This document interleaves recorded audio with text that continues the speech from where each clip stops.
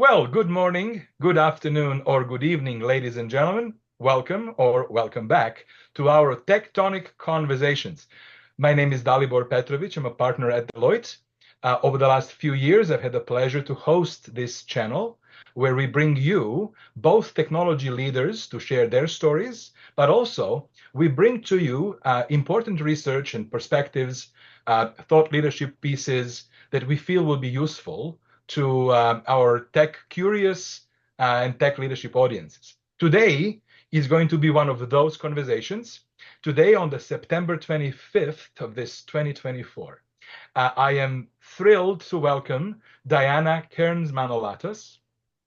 Diana is a colleague and a friend. She leads our Deloitte's Global Center for Integrated Research, specifically focusing on technology, and that team produces magnificent, timely, relevant, useful research. I'm thrilled to have Diana come back.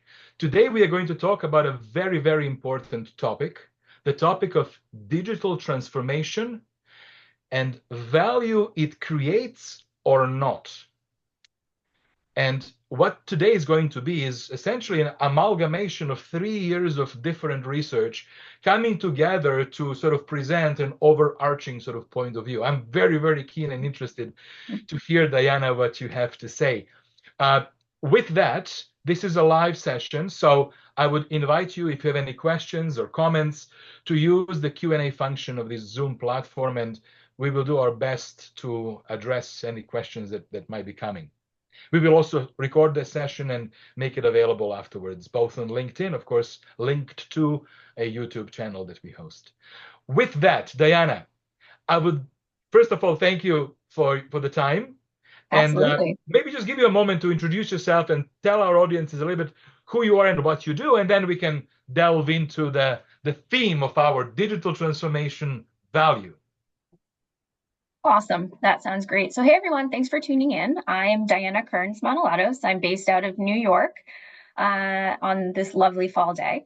And as Dalibor mentioned, I lead the technology transformation research within Deloitte's Center for Integrated Research. And so, like the name suggests, I am a full-time researcher for Deloitte, and I have the very special job of getting to think about what's going on in the market that could be impacting Deloitte's clients in the next 3 to 5 years, and how should they be acting today because of that. And this topic is one that I personally have been looking at for the last 3 years. And I'm going to share my screen here with some slides and talk a little bit about where and how the research started.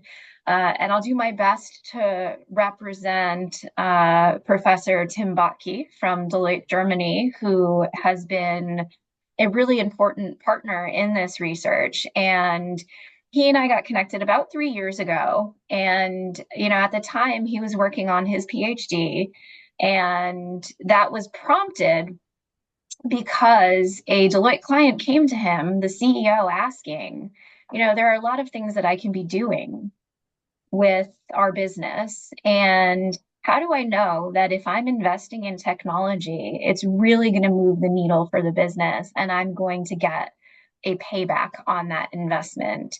Should I be investing in technology or should I be investing in something else? And that really is the $1 million question. And like a good consultant, Tim went and, looked at his other clients and did the research and found that there wasn't an easy answer to this question. And there wasn't really quantitative data out there that showed that an investment in digital transformation and technology yielded any kind of positive market return for a business, which is what the CEO really cared about. And so those are the types of questions where there isn't already an easy answer that are great for research. And so Tim started us on this research journey and really innovated a method looking at SEC filings, 10Ks, instances where organizations were talking about investing in digital transformation, and using some fancy regression analysis, correlated their investments in digital transformation to actual market cap returns, and really, produced a first of its kind research project looking at and showing that investments in digital transformation do in fact come with a financial payback. So that's super But exciting. You could read but with about it in some the book. conditions. They do, but with some conditions that you're going to share with us in a moment.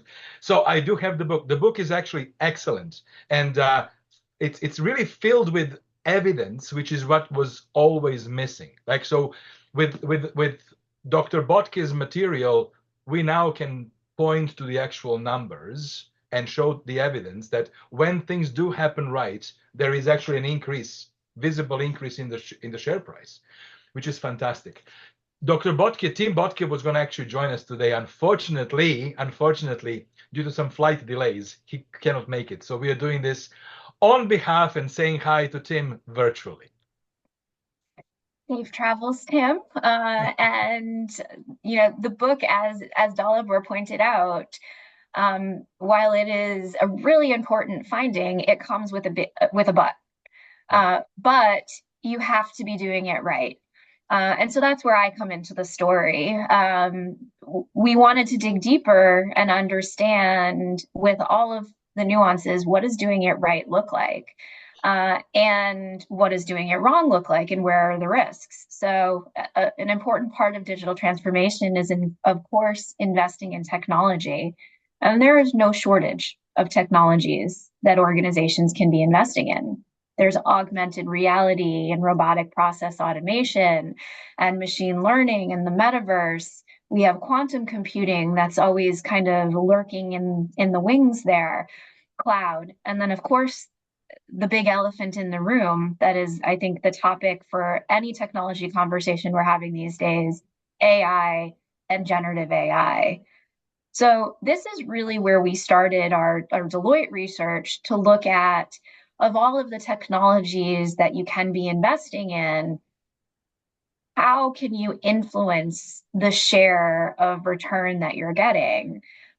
What does, going back to the original question, does digital transformation cause the payday? As Dalibor said, it depends. So what does it depend on?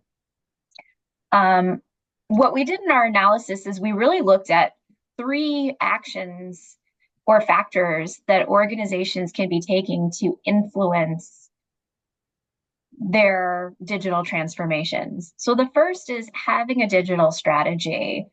Is your digital transformation in service of some type of larger organizational or enterprise strategy? That could be digitizing your platforms, trying to enter new markets, introducing new products, or fundamentally transforming the organization. And what we found when we looked at, in 10 years of business filings from over 4,600 companies, that about 44% of organizations actually have a digital strategy in place based on what they're communicating to the market. And those that do saw a positive increase in their market cap for having and effectively communicating a digital strategy to the market. So that's the first important finding.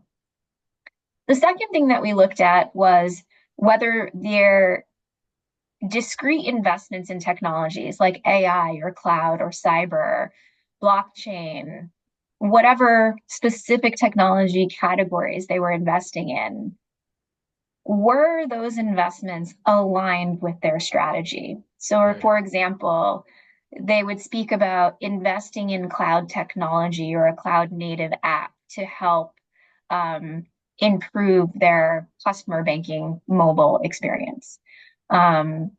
We found that about 34% of organizations, so less, had their technology investments specifically aligned to some type of business strategy. So that's the bad news, is that fewer organizations, if we look at that differently, more 70% of organizations don't have their technology investments aligned to strategy. Let's just pause. Let's just pause there to actually get people to hear and soak in this statement that you've made. That in 2024, 70% of all companies do not actually align their technology investments to their technology and digital strategy. This Yeah. is shocking.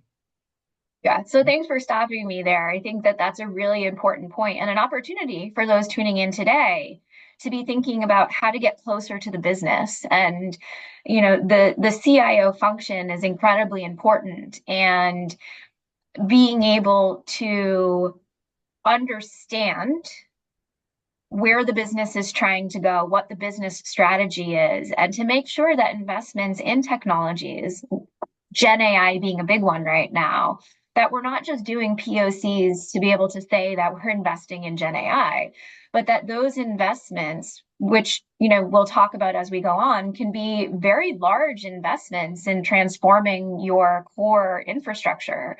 That those are serving a larger purpose for the business as a whole. And so, 70% of organizations have an opportunity to improve how they're doing them. Yeah.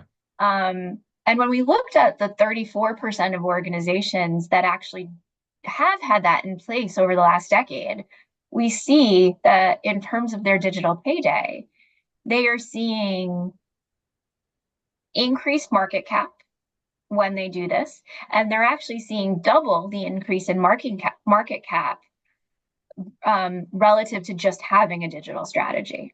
Mm-hmm. So that's a big driver of growth as well that you can be doing as a CIO to make sure that you're addressing this gap that we see in the market, and that you're driving double the market value by making those same investments in technology be more strategic for the business. So I'll go on now to the third factor that we looked at, which is a digital change capability. So what does this mean? Digital change capability is looking at an organization's investment in organizational transformation. What's our operating model? Digital skills. How are we investing in our workforce and making them more ready to work with the technologies of the future? Waterfall versus agile. Over the last 5 to 10 years, a lot of companies have moved to become more agile in the way that they develop software and developing pods and sprints. And that's what this third category looks at.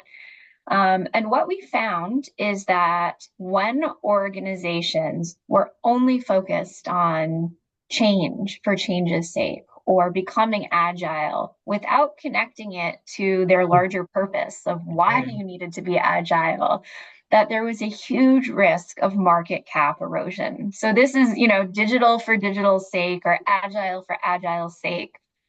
No connection to, well, we need digital skills, but what skills do we actually need based on the technologies we're investing in and where the business needs to go?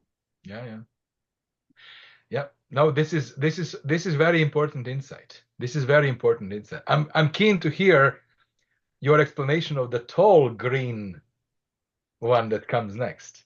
Awesome. So let's do it.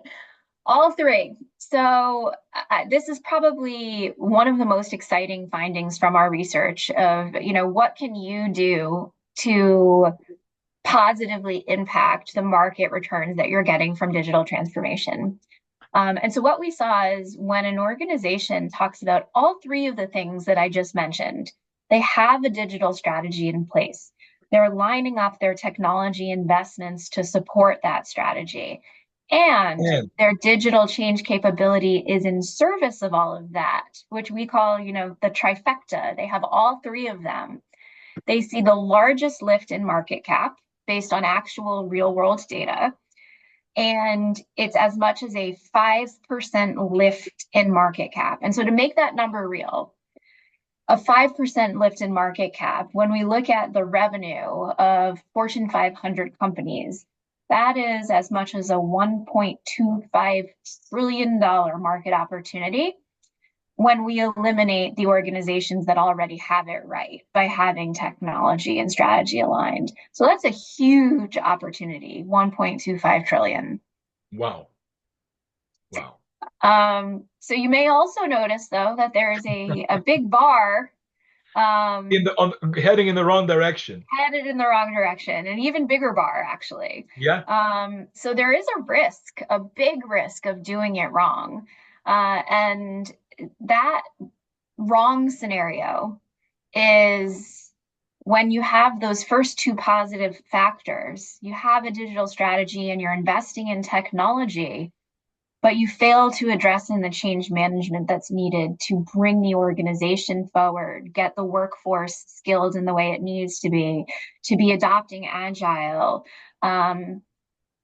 There's a huge market cap erosion risk. We see it as a minus 9% of market cap. So the difference between the top and the bottom, it's a 14% difference in market cap between getting it right and getting it wrong. And that is not even accounting for the cost of investing in the strategy and investing in the technology itself. So getting it right is really important. And when we look at that 9% drop, and again, just looking at the Fortune 500 to put some tangible numbers behind it, that's a 1.5 trillion in market cap that's at risk there. This is, I think, like this is so important for those who are in the midst of the digital transformation and are feeling the challenges of that management of change. But it is even more important for those who are embarking on. Like this could be a company saving. It certainly is a career saving insight, right? Absolutely. And so, those of you tuning in, I think, there is a role to play, especially across the C-suite, in making sure to close that gap between business and technology and get all of these functions working together toward a single vision so that everything can be intentional. And I think that that's the key word to remember from this slide here. And the research is intentionality across the strategy, the technology organization, and the way that you're orienting the business toward change. Yeah. So let's move on. And I want to share a different slide looking at the same type of analysis we did for over 4,000 real companies over the last decade. And we looked at 5 additional types of digital imperatives that they might be focused on. So any digital transformation it should have each of these 5 things as part of it. Some investment in experiences, whether that's customer experience or the workforce experience, some type of investment in data and insights. Right now, there's a big focus on generative AI, but this study predates that. So here we're, looking at the last decade. So this is traditional AI and deep learning and data and analytics, really prior to major market investments in Gen AI. Platform investments. So think of technologies like cloud, edge computing, quantum computing.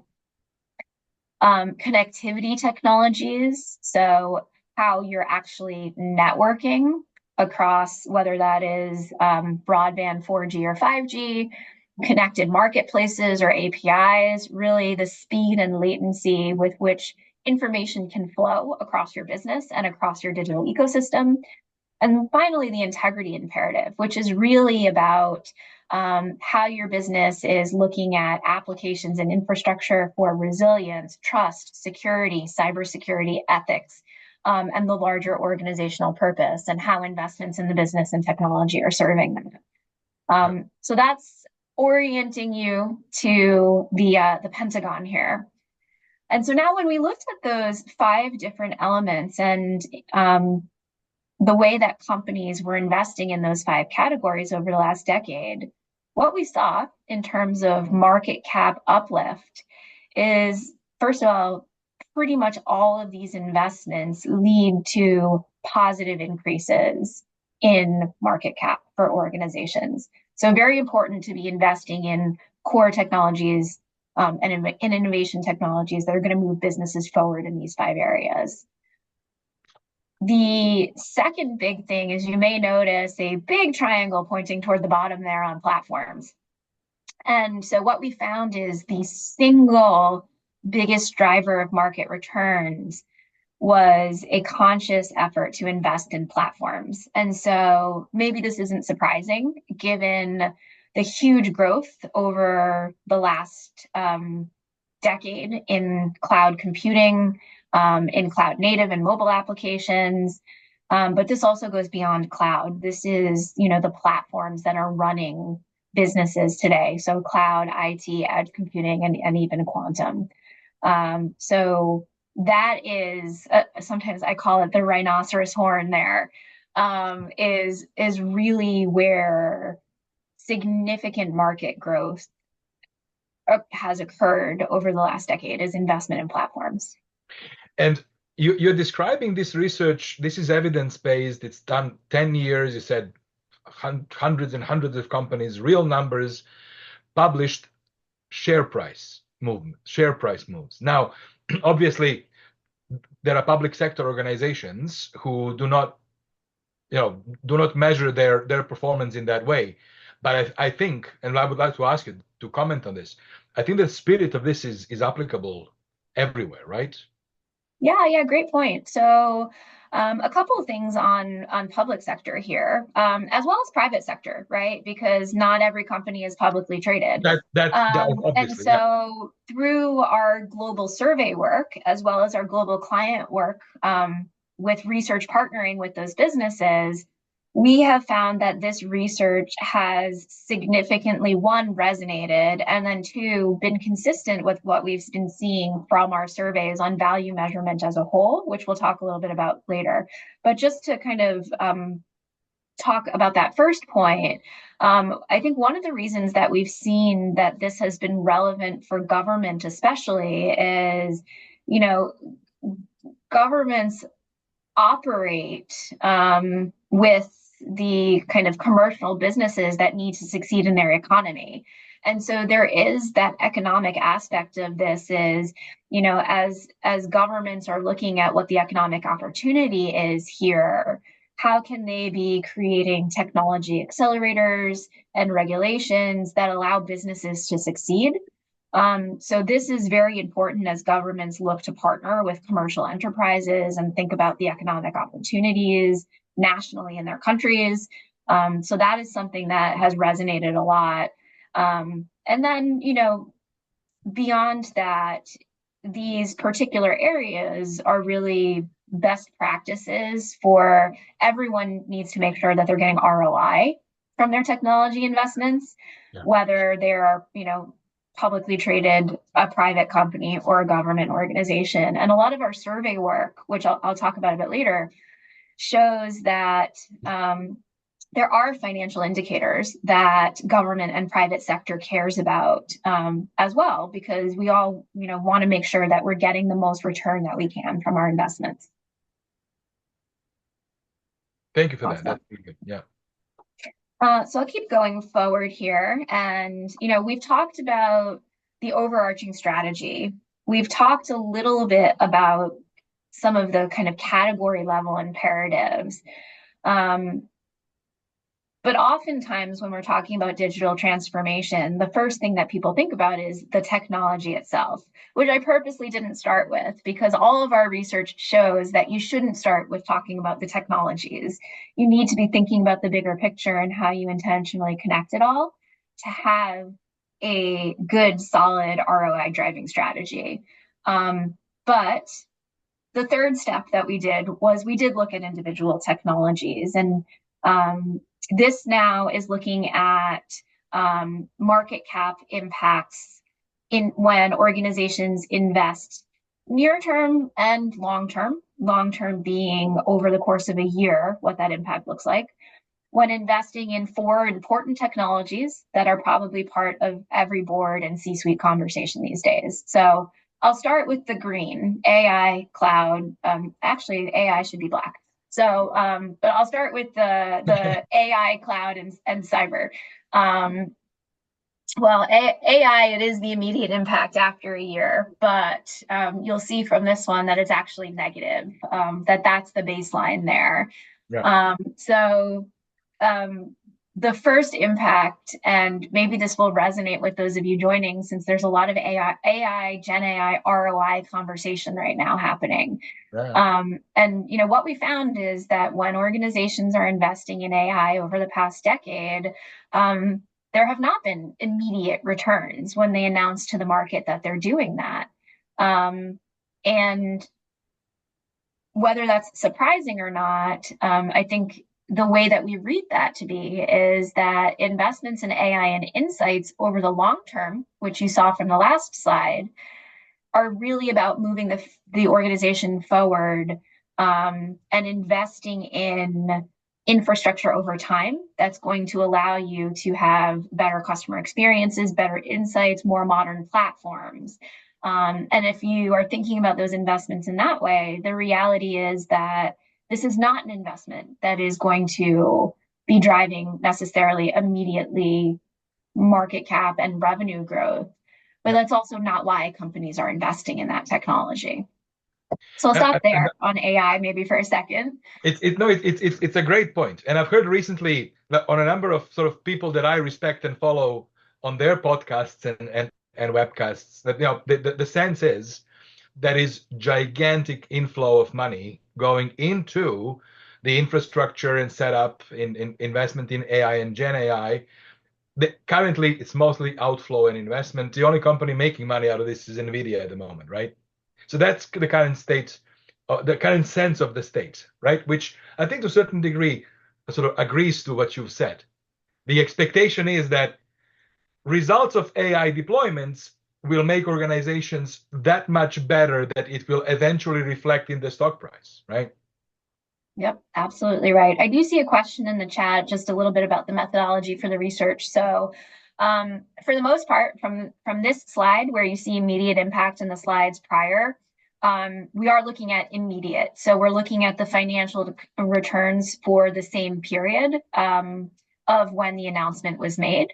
So it's really a point in time analysis of the financial returns and the market cap at the time of the announcement, with the understanding that once you announce it, it has an impact on that point in time. We did look at the over year impact for ERP in particular, given that these often are repeat mentions. When we look at 10K filings, we can see that over the course of 3 years, ongoing and continued ERP investments are mentioned. So for this particular one, we looked at it over a 1-year period, just to see beyond the immediate impact, which showed as a negative relationship to market cap, what would a 1-year correlation look like? What would a full 1-year correlation look like? And what we found there is you'll see a continued negative reaction to the market. But I think that what's interesting about ERP, and we did a whole additional research piece on this because of that negative market impact, is we did an analysis of 500 10K filings that specifically mentioned ERP to see what was going on there. Why is there this negative correlation? And what we found when we did that is there was actually 3 different ways that people spoke about their ERP investments: positive, negative, and neutral sentiments. So, the vast majority of people, when they spoke about ERP investments, were talking about how big a cost it was going to be. And, because it's a disclosure document, they were talking about the potential risks to business continuity, which of course you need to be doing. But there was a smaller group of positive sentiment ERP filings that actually went on to talk about how their ERP investments were specifically part of a business modernization strategy, and that they were making a strategic investment in the business to allow them to automate the way that they were working with their suppliers, or to allow them to keep up with business demand, or as part of a larger IT modernization strategy that they had within core IT. And so kind of, back to the beginning of what we were discussing is, like, yes, these are big investments and often multi-year investments, but if you can connect why that investment is Yeah. strategic for the business and the intention behind those investments, there is an opportunity to help the market understand why these investments are strategic and necessary. Yeah, that's very, very, very, very good. Yeah. So I covered the first two bars here, and maybe I'll talk about the big bar in the room, which is cloud here. And maybe not surprising given what I just said on the last slide about platforms, but what we found here is the single most important technology that organizations have invested in over the last decade that has influenced their market cap has been investments in cloud. And given that cloud will be a critical enabling technology of generative AI strategies, I think that we can expect this to be a very important continued investment for many organizations, as well as technology companies and operators that are going to need to support the growing demand for data centers and cloud computing and GPUs to keep up with the pace of generative AI computing needs. So that's cloud. No surprise there, right?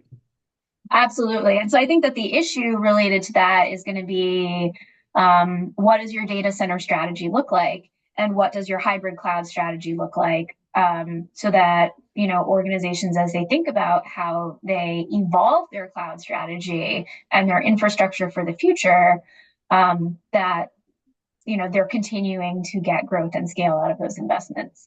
And then finally, cyber is critically important. And our research looking at cyber shows that there is market gain from investments in cybersecurity and cyber technologies as well. Yeah. Very, very good. Very good. Very interesting. Yeah. Awesome. Oh, I love this though. This is gold. This is now gold. Oh, okay. So moving on to some gold then. So everything I've showed you up to this point has been real world data, our AI analysis, looking at market cap and real financials. Now we're shifting here. And what I'm showing here is based on global survey data. So last year in 2023, we did a global survey of 1,600 businesses, commercial and government, public and private. So 14 countries, 6 industries. And we asked them on this topic of value, what does value mean to you? And so I think, Dalibor, this goes back to some of what you were saying earlier is, are financial metrics relevant if you're in a government, and how do you think about this? And so what we found, and I'll kind of start with the inner ring and work my way out, is that when we asked organizations, how are you measuring the value from your digital initiatives and your technology investments, that there were really 5 categories of value measurement: financial, customer or client, process, workforce, and purpose. And within that, we did our own kind of clustering analysis called factor analysis. And we found that there are these globally 10 subcategories of how organizations actually think about value measurement based on their responses to the survey. So within financial measurements, there are 3 subcategories, kind of the traditional financial measures like EBITDA or ROI or operating margin. Yep. And much of that is going to apply still to government. We see from our government respondents that, that they care about kind of an equivalent version to operating expense or ROI from those technology investments, or budget versus actual cost. Yeah. The next category was digital sales. And what I found really surprising as someone that, speaks with clients about technology and digital transformation is that very few people were using measures like sales of digital products or sales that they get through digital platforms, for example, e-commerce or mobile platforms, that they were using that as a measure of the success of their digital programs. So, this was last year. And now if you think about that with generative AI, for example, This is a measure that we've seen, thankfully, year over year, since we have the new data coming, has grown in focus from at least US respondents, but a very important measure as you think about how digital can be used as a channel for financial growth for your business. Then we have non-traditional financial measures. R&D spend, I think, is one of my favorites here, of thinking about how you're financially investing in innovation and continuing to move forward your ability to create new revenue through innovation. We have a whole host of traditional customer measures, as well as some more emerging customer experience measures. One that I would call out there is social media sentiment in our digital world, something important to be tracking for CIOs as well as chief marketing officers to think through how those channels are driving value for the organization. And then within process KPIs, we have new product planning related KPIs. So things like average time to market. How are investments in processes enabling you to be more agile and to get to customer revenue sooner? And then we also have some performance related KPIs that we see that people are looking at. And so I think, a big one is automation. There is one of the top performance related KPIs. But the top performance related KPI that we see is productivity. That was the big winner of the survey, was productivity, because everyone was using productivity as a top measure of digital success. But I guess, the question that I like to pose back to people is, if digital transformation was about trying to be transformative or introduce new products or new revenue streams, is productivity a good measure of that? Or should we be thinking about other things? For example, if it's an important goal of your organization to achieve some type of sustainability mission under purpose, should you be thinking about that as an important measure more than maybe organizations are today? So I won't go through everything on the wheel, but what we have here, which was, I think, super exciting to me, was really a look at how organizations actually think about and measure digital transformations globally, which gives us the ability to benchmark that based on region, based on industry, and over time, how common measures of digital transformation are shifting. Yeah. So this here really presents a framework and a model that many people have been looking for and asking. Like, how do I know that this gigantic investment and disruption, and it might take us a year or two to get through this, how do we know that we are actually getting value out of it? Well, here is the model, right? There are 46 explicit performance indicators that can be used. And I think this is really powerful. And just the first part of this conversation, the research was actually describing how is the external market reacting to your digital transformation efforts. So that's like external consequence of what you're doing. But this here is an internal measure of articulation of that value that you're creating. So these two, they're separate, very complementary, I think. Yeah, absolutely. And I think, a few more things on this is, I think one of the ways that we've seen this really effectively used is, you don't have to use every KPI on here. But back to the point of intentionality is, what is your business actually trying to achieve from the digital transformation or the technology investment? And based on those goals, which are the most appropriate measures? Yeah. And two interesting findings from some follow-on research as we've started to look at the data in more detail is that, one, business and technology leaders are very often misaligned on what they think that the right KPIs are to be tracking for an investment. So, a framework like this can be very helpful at the upfront when building a business case for any technology investment to, one, get business and technology leaders, whether it's the COO or the CFO or the CEO and the board, on the same page about what you're trying to achieve from that investment. So super important. The second thing is we also see that there are some intrinsic biases in the way that our respondents think about what the right KPIs are for a given technology. So for cloud, you can expect that those business cases, lit up this wheel more around process and performance types of KPIs because we think of cloud as an infrastructure technology.